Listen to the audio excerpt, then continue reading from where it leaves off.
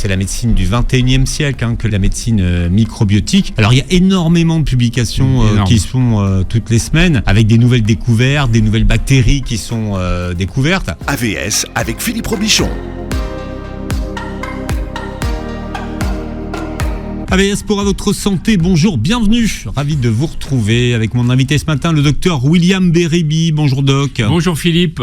May the force be with you. Toujours. Gastro-entérologue, hépatologue, expert du microbiote intestinal, auteur de Médecine microbiotique aux éditions Marabout et de Mission Ventre Plat, également chez le même éditeur, auteur du podcast Merci Docteur, créateur de la chaîne YouTube qui porte votre nom. Et vous êtes un des ambassadeurs français du projet French Gut. Tout à fait. Qui est un projet mondial d'ailleurs. Tout à fait. Voilà, et on est à 17 000 maintenant Français qui ont eu la gentillesse de donner leur sel pour qu'on fasse une collecte et une étude nationale sur 100 000 Français objectifs. Donc c'est des Français essentiellement quand même ou francophones. Ouais. Et avec l'objectif de développer en 2027 une étude du microbiote fécal fiable. Car ce n'est pas le cas. Le projet mondial, c'est 1 million, je crois. Oui, c'est ça. Mais en France, si on arrive à 100 000, c'est bien. On va parler des dernières nouvelles du microbiote. Tout commence pour le microbiote en 2008.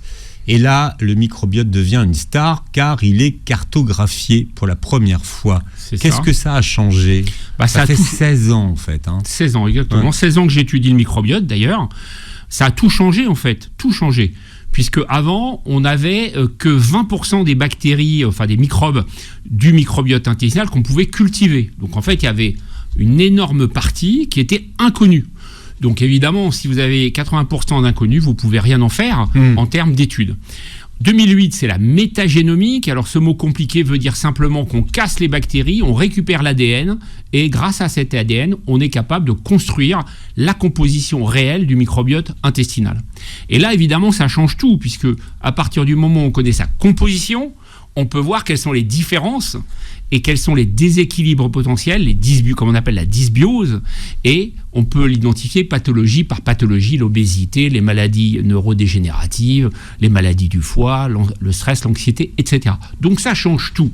Et ce jour-là, quand je lis cet article-là, donc, dont l'INRAE est l'un des co-signataires, mais c'est un travail européen, une publication européenne en Nature, là, je comprends qu'il est en train de se passer une véritable révolution et que ça va changer totalement l'angle que j'ai sur la médecine, dans laquelle j'étais, comme beaucoup de médecins, parfois en échec dans certaines pathologies.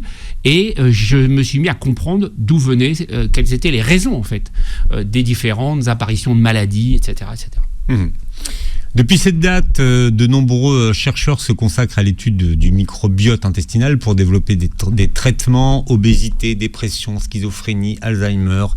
La liste des maladies concernées s'allonge, mais la plupart sont toujours en cours d'expérimentation. Tout à fait. Alors on peut prendre par exemple l'exemple de la transplantation fécale, dont on va sans doute reparler, qui illustre bien cela. La transplantation fécale, c'est je prends des selles de quelqu'un qui est en bonne santé, après avoir vérifié qu'il n'a pas d'infection, qu'il n'a pas de maladie chronique, etc. Donc d'où l'intérêt de ne pas faire ça dans son coin avec un kit vendu sur Internet, puisque vous pouvez récupérer les infections de quelqu'un. Ça, c'est quand même une précision qui n'est pas dénuée de sens. Et donc, aujourd'hui, en France, la seule indication de la transplantation fécale, donc je prends des selles de quelqu'un de sain vers quelqu'un de malade, ce sont les infections récidivantes à Clostridioides difficile. Bref, une bactérie qui est particulière parce qu'elle se développe après prise d'antibiotiques et après séjour dans des hôpitaux notamment, et elle est très difficile à traiter avec les antibiotiques habituels. C'est nosocomial ? Alors, c'est semi-nosocomial parce qu'elle peut se développer aussi chez quelqu'un qui est dehors, qui n'est pas à l'hôpital. Donc, ce n'est pas vraiment une infection nosocomiale puisque, après prise d'antibiotiques, par exemple, vous pouvez avoir un déséquilibre de votre microbiote et de ce fait, cette bactérie va proliférer. Donc, voilà la seule indication aujourd'hui en France, si vous voulez. Ce qui ne veut pas dire pour autant que la transplantation fécale n'a pas un énorme avenir dans plein de pathologies. Mais aujourd'hui... donc là, on parle de recherche. La seule indication qu'on peut utiliser en pratique, ça veut dire, moi, je suis malade, est-ce que je peux le faire ? Oui, dans cette seule indication-là, pour le moment. Même si sur les réseaux, on trouve plein de... Sur les réseaux, on trouve malheureusement plein de choses pour les faire soi-même, hein, attention. Hein. Voilà, il y a des kits vendus pour quelques dizaines d'euros. Non, mais voilà. Et ne le faites pas parce que si vous voulez, si la personne, le donneur, a par exemple un virus, l'hépatite B ou l'hépatite C que vous ne le savez pas, ou du Clostridium par exemple, eh bien vous pouvez parfaitement récupérer ça et vous retrouver vraiment dans les ennuis. Donc non, il faut le faire dans des conditions de recherche et validées par des médecins. Alors on parle beaucoup du microbiote intestinal, mais nous avons d'autres microbiotes qui sont tous connectés les uns aux autres. Voilà, c'est ça qu'il faut comprendre, c'est que si vous voulez, le premier réseau connecté de l'humanité, c'est en fait les microbiotes. Donc vous avez un patron central qui est le microbiote intestinal, c'est 39 000 milliards de bactéries intelligentes, donc de petits ordinateurs microscopiques. Voilà, c'est lui qui va gérer, qui va assurer et qui va faire la synthèse de tout. Et il est connecté avec tout le corps, donc avec le cerveau, avec la peau, avec les poumons, avec les organes génitaux, etc.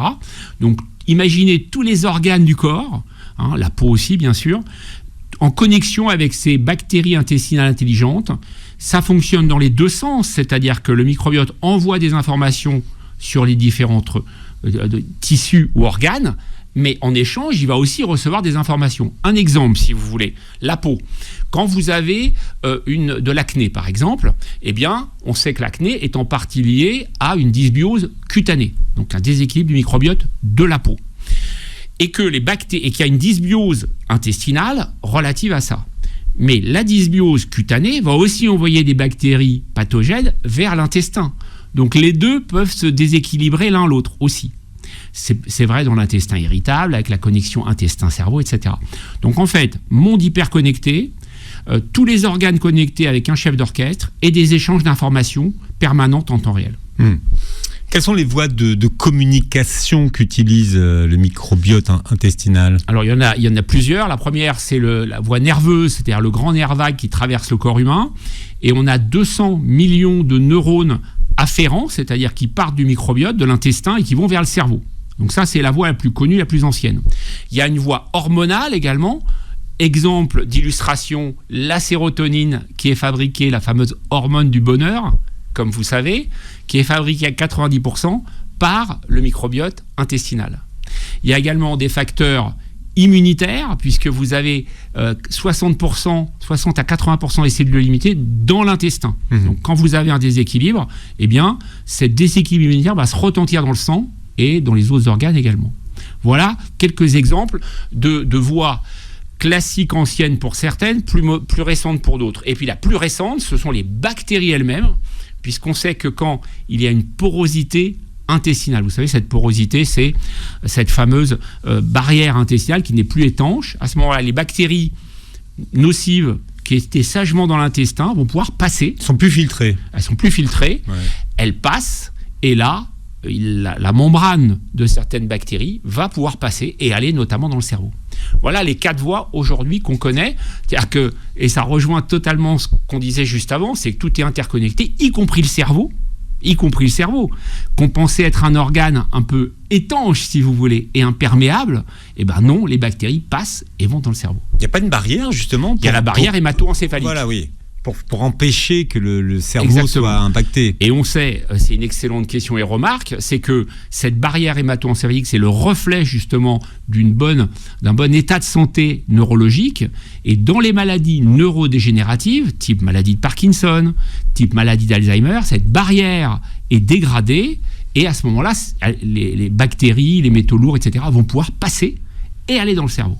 Donc il y a une condition, si vous voulez, sine qua non pour que ça passe. Oui. Pour que ça passe. C'est la rupture de la barrière hémato-encéphalique. Alors, avant de voir les dernières nouvelles sur le microbiote, j'aimerais qu'on rappelle certaines définitions: probiotiques, prébiotiques, postbiotiques et symbiotiques. Tout à fait, c'est important parce que tout le monde ne fait pas toujours la différence. Voilà, et comme vous le dites, il faut effectivement repréciser les choses régulièrement. Donc les probiotiques, c'est les bactéries elles-mêmes. Ces bactéries elles-mêmes, on va les trouver dans les aliments, donc par exemple le pain au levain ou les yaourts, et puis on va les trouver sous forme de gélules. Donc vous avez deux manières, deux formes de probiotiques. L'une est globale, on va dire, et en gélule, ça va être des souches particulières selon ce qu'on veut cibler. obésité, anxiété, dépression, infection, etc. Donc c'est deux choses différentes. C'est les deux des probiotiques, si vous voulez, mais dans le cas des aliments, c'est un apport global, on ne sait pas ce qu'on prend comme probiotique, et dans le cas des maladies, comme je le décline dans Médecine microbiotique, mon livre, eh bien on va avoir des souches pathologie par pathologie. D'ailleurs, c'est une question qui revient souvent, quand bien prendre les probiotiques? Alors on les prend le matin à jeun, à distance de 20 minutes d'une boisson chaude, parce que ce sont des bactéries vivantes. Ça, c'est extrêmement important. C'est-à-dire qu'on ne boit pas de café tout de suite après. Voilà, si vous prenez un café très chaud, un thé très chaud, en même temps que votre gélule, si vous avalez votre gélule, les bactéries, la gélule, elle va s'ouvrir dans l'estomac ou dans le grêle, et puis il y a plein de chaleur dedans. Donc il y a une partie des bactéries qui vont être détruites. Donc le but, c'est de ne pas le faire. Donc 20 minutes, on prend sa gélule avec un verre d'eau, tout simplement, et on attend pour prendre son café ou son thé. Alors, c'est le mieux. Les prébiotiques. Alors les prébiotiques, ce sont les fibres. Il faut comprendre que ces bactéries intelligentes se nourrissent de fibres alimentaires, donc que vous allez trouver dans les légumes, les fruits, les légumineuses, les céréales complètes, dans les graines qu'il ne faut pas oublier, type graines de chia ou graines de lin, et puis dans les oléagineux comme les noix ou les amandes. Donc dans ces fibres alimentaires, il y a des substances comme l'inuline par exemple, qui est une des prébiotiques, et ces bactéries vont se nourrir de ça.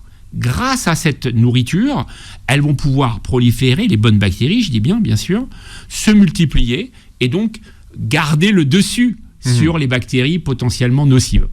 Donc c'est l'aliment, en fait, du microbiote intestinal, les prébiotiques. Les postbiotiques. Alors les postbiotiques, c'est une connaissance plus récente.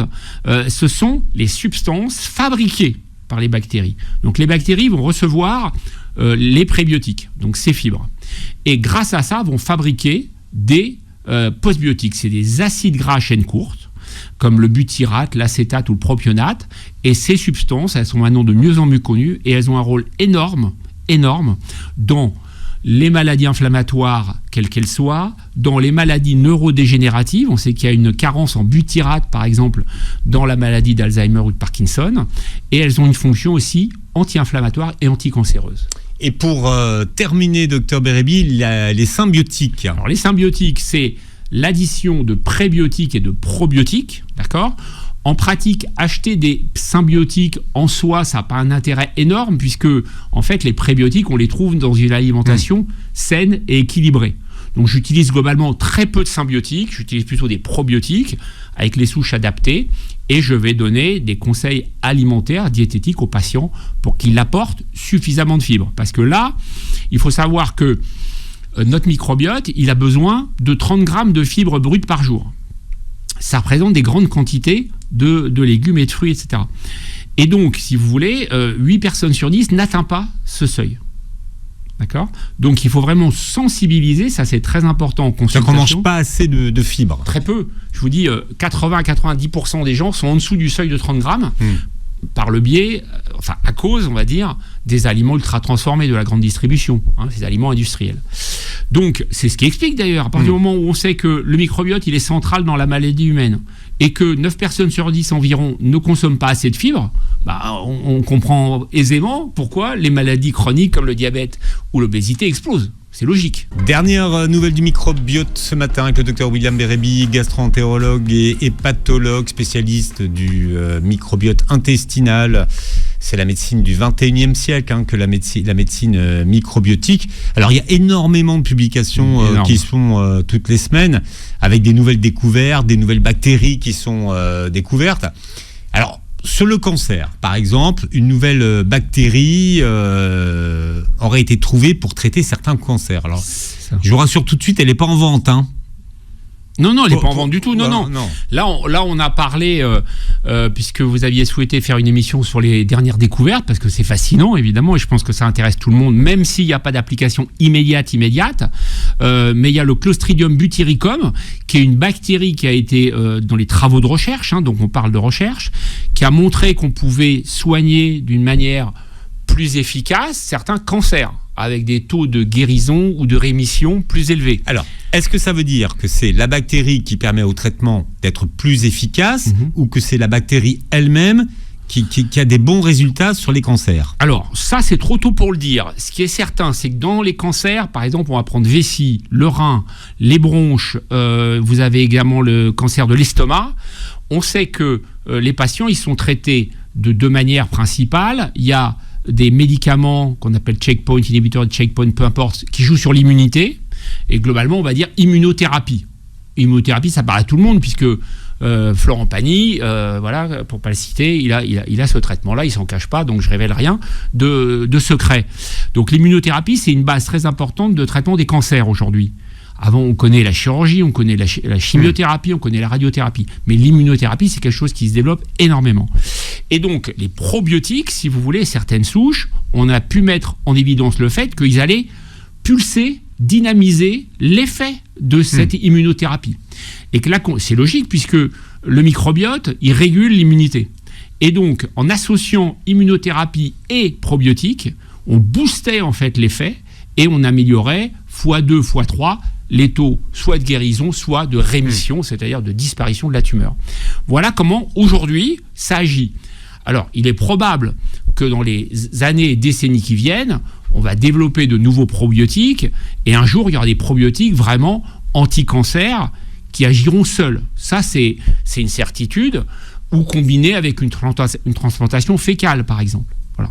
Mais aujourd'hui, voilà, ça veut dire donc que ces choses-là existent, en travail de recherche, et que dans les années qui viennent, il va y avoir de nouvelles thérapeutiques qui seront probiotiques, donc de médecine microbiotique, qui vont pouvoir permettre de mieux soigner et de guérir davantage. C'est ça qui est fascinant. Alors, de nombreuses publications et qui ont fait parler d'elle, cette fois-ci, c'est sur la maladie d'Alzheimer. Oui. Alors, justement, déjà, quel est le lien entre le microbiote intestinal et la maladie d'Alzheimer? Ok. Alors l'Alzheimer, déjà, il faut positionner le sujet. C'est 900 000 personnes en France. Donc c'est absolument colossal. Oui, monsieur. C'est énorme. Énorme. Alors à des degrés divers, il y en a qu'on arrive à maintenir chez eux, d'autres qui ne peuvent pas du tout. 900 000 personnes sont atteintes de la maladie d'Alzheimer en France. Deuxième chose, c'est quoi? C'est une mort des neurones prématurés, la maladie. Elle est caractérisée également par un problème de connexion, ce qu'on appelle les synapses, c'est-à-dire les neurones ne communiquent plus entre eux.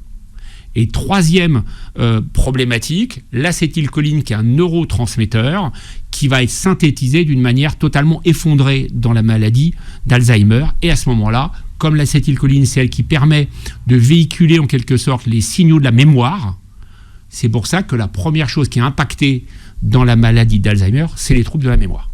Voilà le mécanisme. Mais la mémoire à court terme. Voilà, la mémoire ancienne, au départ, alors sauf dans les formes très graves et en fin de vie. Mais la mémoire ancienne, elle est conservée. Elle reste gravée, et c'est tous les souvenirs récents, à partir du moment où la maladie apparaît, que le patient n'est plus en mesure de mémoriser.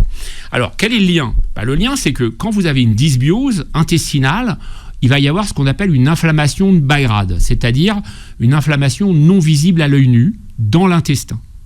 Cette inflammation de bas grade chronique va rendre l'intestin perméable. On en parlait tout à l'heure, le fameux intestin poreux.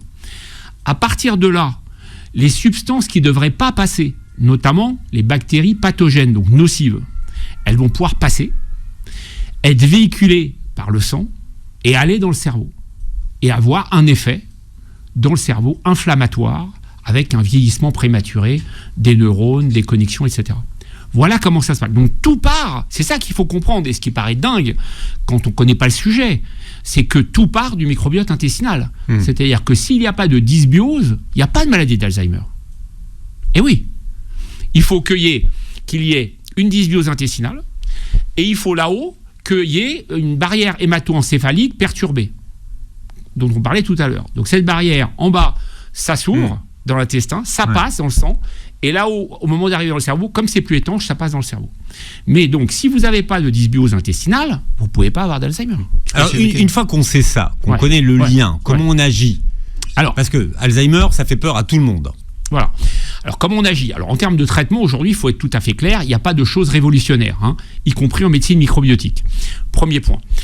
Alors, on peut agir sur des choses quand même. Par exemple, la vitamine D, les oméga 3. On sait que, par exemple, dans les oméga 3, si vous avez des grosses carences, eh bien, ça va avoir une grosse incidence sur les troubles de la mémoire.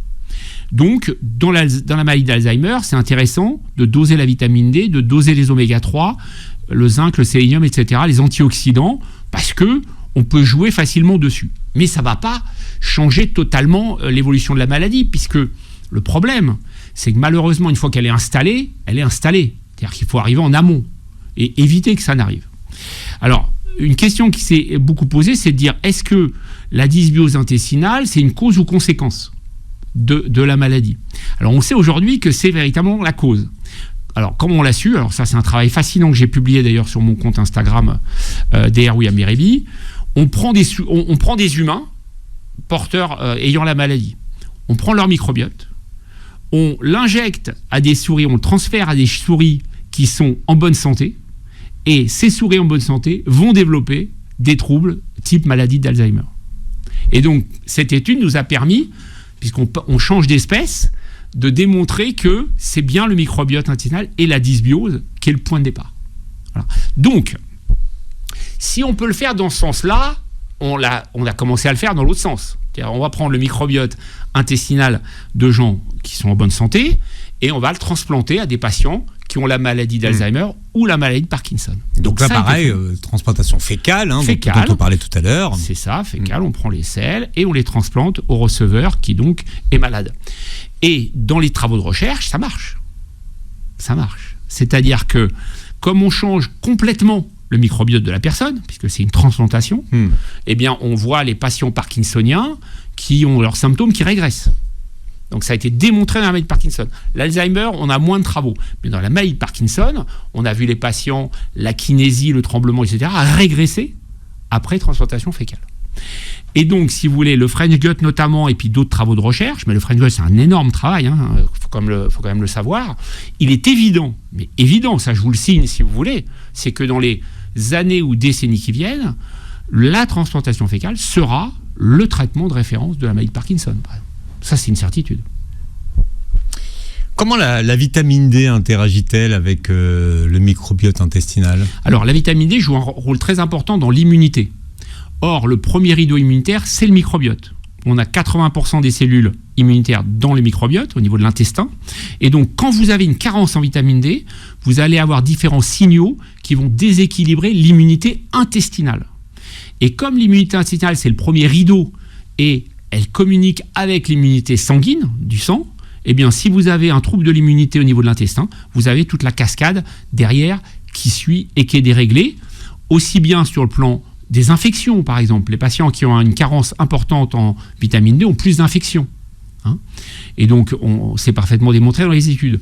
On sait également qu'une carence en vitamine D joue un rôle dans cette inflammation de bas grade dont on parlait tout à l'heure. Alors, la vitamine D, c'est un gros problème parce qu'aujourd'hui, les médecins n'ont pas tendance à la doser. Et donc, on a eu l'occasion d'en parler précédemment. Oui, parce que c'est pas remboursé. Bon. Oui, mais enfin, ça coûte 20 euros, quoi. Bon. Je pense que, très sincèrement, moi, je la prescris à tous mes patients. Personne ne m'a jamais dit, docteur, c'est pas remboursé, je veux pas la faire. Si vous dites à quelqu'un, écoutez, c'est important pour la santé et pour l'inflammation et pour lutter contre les infections, et ça vous coûte 20 euros, j'ai jamais vu personne qui m'a dit non, docteur, je veux pas le faire.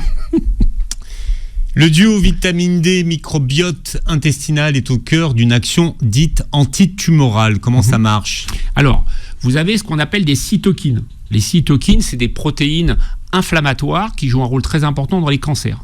Et quand vous avez cette combinaison, vous avez une espèce de synergie qui va se dégager entre le probiotique et la vitamine D, qui va stopper en fait les cellules prolifératives liées au cancer ou aux tumeurs débutantes.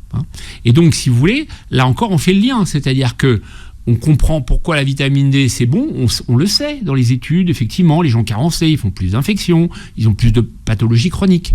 Mais à chaque fois, si vous voulez, ce qui est fascinant en médecine microbiotique, c'est qu'à chaque fois, on finit par avoir l'explication d'un mécanisme par le microbiote intestinal.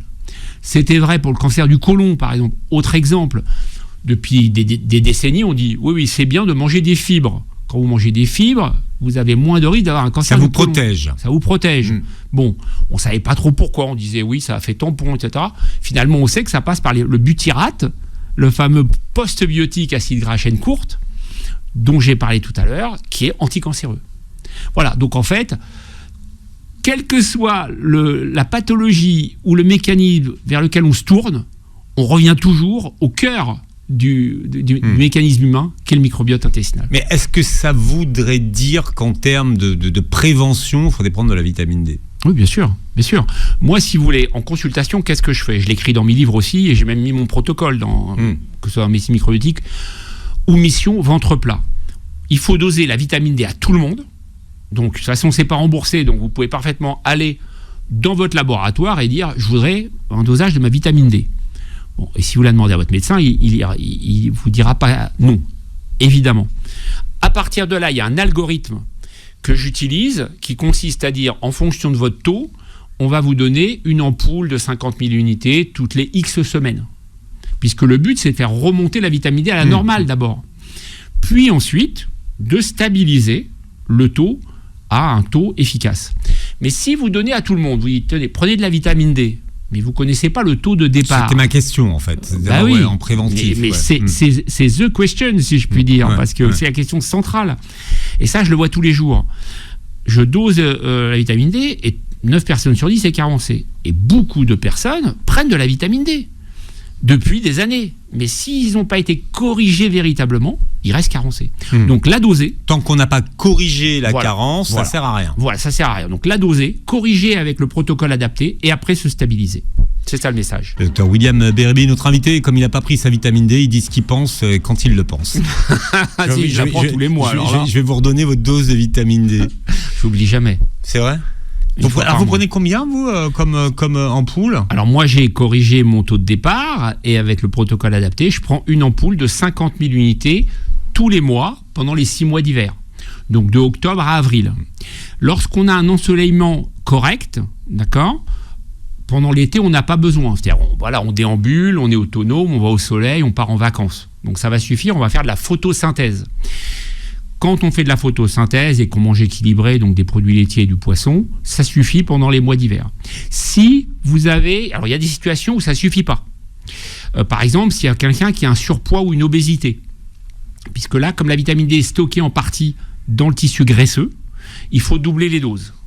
Et ce n'est pas tous les 6 mois, c'est tous les 12 mois, dans ce cadre-là. Et vous allez avoir également les personnes qui ont une peau foncée, puisqu'ils vont faire moins de photosynthèse. Et donc, à ce moment-là, ils ont besoin de plus de vitamine D. Et donc, puis, bien sûr, la femme enceinte. Plus que 50. Voilà. Quand c'est quelqu'un qui a un IMC supérieur à 30, donc qui définit l'obésité, c'est 100 000 unités tous les mois pendant 12 mois. On parle des dernières nouvelles du microbiote ce matin. Quelle relation entre le microbiote intestinal et une maladie auto-immune rénale qu'on appelle la maladie de Berger ? Alors, je cogne la maladie de Berger. Alors, c'est une néphropathie. Donc une atteinte du rein, pour dire les choses simplement, qui va toucher le glomérule. Le glomérule, c'est la partie qui filtre, si vous voulez. Berger, vous savez pourquoi ça s'appelle Berger ? Parce que c'est le professeur Amburger qui a découvert le glomérule, le professeur Amburger qui était le père de Michel Berger. Voilà. Le professeur Amburger, c'est le pape qui a révolutionné le rein sur ce plan-là. Donc bref, c'est une maladie du rein. On filtre plus bien les protéines, donc il y a des protéines dans les urines. Et donc cette maladie, elle a une prédisposition génétique, et on a découvert récemment qu'il y avait un facteur auto-immun et qu'il y avait un facteur microbiotique. C'est-à-dire qu'on a découvert que en fait, les patients qui ont cette maladie, tous potentiellement ne vont pas la développer, même quand ils ont l'anomalie génétique, donc la prédisposition, et qu'il y a une dysbiose intestinale qui va faire que la maladie va s'exprimer véritablement et que le patient va perdre beaucoup de protéines dans les urines, etc. Voilà. Donc là encore, c'est sous-tendu par une dysbiose qui va faire que la maladie va s'exprimer. Et qu'est-ce qu'on peut faire pour ça alors ? Alors là, pareil. On le sait, on a établi le lien de cause à effet. Mais si vous voulez, faut bien avoir à l'esprit. Qu'est-ce que ça change pour la prise en charge ? Alors, pour l'instant, rien. Il faut avoir à l'esprit quand même, Philippe, une chose importante, c'est que le microbiote intestinal, on ne le connaît pas depuis longtemps. C'est 2008. Beaucoup de médecins n'ont pas encore approfondi le sujet. Et la recherche, elle avance à la vitesse de la recherche. Donc, il y a première étape, le microbiote est central dans le corps humain. Deuxième étape, on cherche à comprendre les mécanismes dans lesquels il intervient et qui génère une maladie. Et troisième étape, c'est quelle solution ? Mais il faut d'abord consolider la phase 2, si je puis dire, c'est-à-dire de faire les liens. Et une fois qu'on a les liens, on travaille sur comment résoudre le problème de la dysbiose spécifique à tel ou tel organe. Alors, tant qu'on est sur les reins, et on en parlait beaucoup de transplantation fécale ce matin, mais on se rend compte que c'est une piste dans le traitement de beaucoup de pathologies, la transplantation fécale pourrait aider à soigner le cancer du rein. Tout à fait. Donc là, il y a eu une étude récente, très bien faite, avec une population suffisante, etc. Donc on a transplanté du microbiote fécal de personnes saines, donc pas de maladie, à des personnes ayant un cancer du rein avancé, qui étaient traitées par immunothérapie, on va dire comme ça. Et donc, on a observé que le taux de rémission et le taux de réponse objective, c'est-à-dire de disparition totale de la tumeur sur le scanner, eh bien, était multiplié par 2 à 3. Donc là encore, on a pu booster, si vous voulez, le traitement médical classique, d'immunothérapie, par la transplantation fécale. Et donc, encore nouvelle démonstration. Tout à l'heure, on parlait pour un probiotique, pour une souche. Là, on parle avec la transplantation fécale, mais le principe est le même. C'est changer le microbiote de la personne malade pour le guérir ou booster son traitement. On parlait d'immunité, et l'immunité, elle se passe donc dans notre intestin. On a découvert récemment une nouvelle bactérie intestinale qui renforcerait l'immunité. Voilà, alors il y en a une aussi qui va jouer un rôle inverse. Si vous avez cette Homasiella immunophila, c'est une bactérie. Si vous avez une dysbiose, donc un déséquilibre particulier, et que cette bactérie, elle va se développer d'une façon excessive, ça va avoir un impact sur certains anticorps. C'est des anticorps qui sont, qu'on appelle sécrétoires, qui vont jouer un grand rôle pour, en quelque sorte, bloquer les infections et empêcher les infections. Quand vous avez cette dysbiose caractéristique-là, avec cette bactérie en trop, eh bien, vous allez faire plus de salmonellose, par exemple. Donc, typhie, c'est la fièvre typhoïde, ou salmonellose non typhique. Donc, elle baisse l'immunité. Voilà, elles vont attaquer, en fait, un peu la barrière intestinale. Elles vont diminuer la synthèse de certains anticorps, et donc, vous allez moins vous défendre contre certaines infections. Donc, un autre exemple, donc là, inverse, donc pas du côté bénéfique des choses, plus le côté Dark Vador, plutôt que Luke Skywalker. Là, le mauvais côté du déséquilibre. Donc, déséquilibre, on peut utiliser à bon escient quand c'est un déséquilibre positif, donc transplantation fécale, les probiotiques. Mais quand vous avez une dysbiose mauvaise, entre guillemets, liée à une absence de fibres ou insuffisance aux aliments industriels ultra transformés, à ce moment-là, vous pouvez avoir une bactérie qui se développe en excès et qui entraîne différentes pathologies. Ça, c'est un exemple en immunologie. Et tout à l'heure, je vous citais l'exemple du Clostridioides difficile, qui est cette bactérie qui se développe et qui va entraîner des pathologies et des symptômes digestifs. Elle vient d'où, cette bactérie ? Laquelle ? Homasiella immunophila. Alors, elle est dans le tube digestif à l'état normal. Elle est déjà présente. C'est pas une bactérie... Voilà, aujourd'hui, on a identifié, et ça augmente parce qu'on est en train d'affiner, au moins 3000 espèces différentes. Donc, elle fait partie de ces 3000, et pour une raison, donc, notamment alimentaire, eh bien, elle va se mettre à se développer d'une façon excessive, et à ce moment-là, ça va être le début des problèmes potentiels. On dit souvent de l'intestin que c'est le premier cerveau. Beaucoup d'études sont menées actuellement sur le lien entre les maladies psychologiques et le microbiote intestinal. Comme la dépression notamment. Bien sûr, alors il y a des troubles qui sont très à la mode, comme les troubles TDAH. Tout à fait. Qu'est-ce qu'on a comme lien ? Alors, les troubles du déficit, troubles déficitaires de l'attention avec ou sans hyperréactivité, c'est ça que ça veut dire. Eh bien, il y a récemment du Bifidobacterium bifidum, qui a été une souche particulière, qui a été testée. Donc, on a pris des enfants qui ont un TDAH et on leur a donné cette fameuse souche. Et les enfants étaient traités. C'est par Ritaline qui est le traitement de référence. Ritaline, ouais, voilà, c'était le... Eh bien, on a observé que dans le groupe avec le probiotique, ils amélioraient leur capacité de concentration, leur canalisation énergétique, etc. Alors que ceux qui recevaient le placebo n'avaient pas du tout cette amélioration. C'est-à-dire qu'on n'a pas supprimé le traitement, on a juste rajouté une souche. Donc, première étape, effectivement, comme vous l'avez vu, souvent, pour l'instant, en recherche fondamentale, on va combiner un traitement classique à un ajout de probiotiques. C'est logique parce qu'il ne faut pas qu'il y ait de perte de chance. Voyez ? Et une fois que c'est confirmé, on va se mettre à utiliser le probiotique seul. Ça va être l'étape d'après.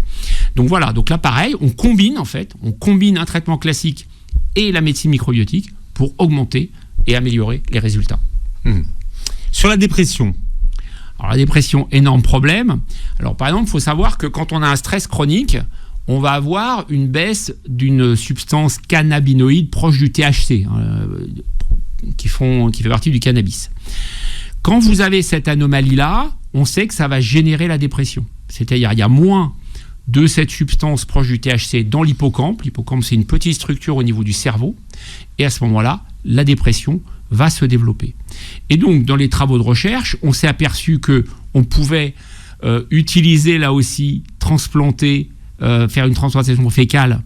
Si on prend une souris qui est saine et qu'on lui transplante à une souris, une souris dépressive, pardon. On prend ses selles. Comment on sait que la souris est dépressive? Ça, c'est une très bonne question. Je ne sais pas, parce que bon, après... Alors, il y a des tests. On prend une souris dépressive, d'accord. Voilà. Ouais. Alors, il y a des tests. Vous avez qui est allé chez son psy. Voilà, vous avez lu des fleurs pour Algernon, probablement, comme moi. Et alors, il y a des tests, en fait. Non, William, je suis au regret de vous dire que je ne l'ai pas lu comme vous.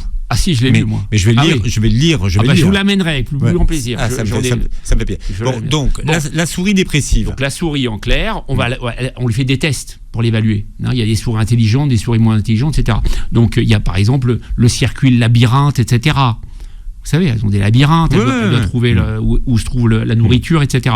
Donc, des souris, on sait qu'elles ont tel comportement, donc normal, et on peut perturber leur comportement. D'accord ? Et donc, elles savent parfaitement prendre le bon labyrinthe et trouver l'aliment. Et puis, on peut voir qu'elles se trompent complètement, et même qu'elles rentrent dans les murs, par exemple, et qu'elles sont hyper stressées. Donc ça, le stress, on va le voir. Ça sont des souris qui ont bu. De laboratoire. Non, on leur met de la lumière, on les empêche de dormir. Bon. Il y a des jeux... Bon, mais c'est ça la recherche en même temps. Et donc, ces souris saines deviennent dépressives. Donc, elles n'ont rien, et d'un coup, on leur transplante les selles de souris donc dépressives, et les souris non dépressives vont le devenir et vont perdre leur chemin, vont plus être capables de trouver la nourriture, vont se cogner dans le labyrinthe, etc., etc. Et c'est comme ça qu'on va, puisque ça reflète un trouble de la mémoire et du comportement, et donc c'est comme ça qu'on évalue la dépression chez la souris. Donc, on a pu le démontrer comme ça. Et puis, ça rejoint maintenant, alors chez l'humain, donc on a pu le confirmer aussi, notamment la notion des psychobiotiques. C'est encore un autre mot. Oui. Donc les psychobiotiques, c'est quoi ? Ce sont des substances qu'on peut donner à quelqu'un, donc chez l'humain, là on parle plus de la souris, on parle de l'humain, dès à présent utilisables. Donc certaines souches bactériques comme Bifidobacterium longum par exemple, ou Helveticus, vous avez certaines souches qui sont connues pour booster la synthèse de sérotonine et donc améliorer l'humeur des patients. Donc les psychobiotiques, ce sont des probiotiques dont on sait qu'en les administrant, en les donnant, ça va modifier d'une certaine manière le microbiote intestinal de la personne dépressive, et ça va avoir un impact sur le cerveau, puisque, comme on l'a dit tout à l'heure, tout est interconnecté. Alors, les psychobiotiques intègrent aussi les prébiotiques, ou les oméga 3, par exemple, dont on a un peu parlé tout à l'heure. Les oméga 3 sont des acides gras essentiels, qui sont très importants pour lutter contre l'inflammation de bas grade, et pour le cerveau. Et d'ailleurs, l'un des oméga 3 s'appelle DHA, et avant on l'appelait acide cervonique, comme le cerveau, puisque c'est lui qui permet aux neurones de communiquer entre eux. Voilà. Donc prébiotiques, on apporte certaines choses pour que le microbiote soit en meilleure forme, et probiotiques, c'est des souches validées dès à présent pour traiter la dépression. Bien. Qu'est-ce qu'on mange pour avoir des oméga 3 ? Alors, on va manger... Alors, il y a deux types... Il y a trois acides gras essentiels oméga 3. Vous avez l'acide alpha-linolénique, vous avez le DHA et le PA. Alors, le premier, c'est végétal, c'est-à-dire vous allez trouver dans les graines de lin, par exemple, dans les noix, etc., dans les huiles de lin. Et puis les autres, c'est poisson, DHA, EPA, c'est dans le poisson. Donc, si vous ne consommez pas du tout de poisson, parce que vous êtes végétarien, par exemple, vous allez avoir une grosse carence en oméga 3. Et on peut en apporter, donc, sous forme de gélules. On fera la suite de cette émission sur les dernières nouvelles du microbiote, parce qu'il y a toujours des nouvelles tous les jours. Des recherches sur le microbiote. Vous réécouterez l'émission en podcast sur beurrefm.net et vous verrez la captation de cette émission sur la chaîne YouTube. Merci Dr Bérébi d'avoir été avec nous. On vous retrouve sur vos réseaux sociaux. Alors Instagram surtout, rejoignez-moi, Dr William Bérébi, 72 700 ou 600 abonnés, donc avec plein d'infos sur la santé et sur la médecine microbiotique. On fêtera les 100 000. Ah bah j'espère bien, on le fêtera ensemble avec du champagne ici. Avec ce que vous voulez. Et avec Algernon. Et passez une très belle journée santé sur Beurre FM.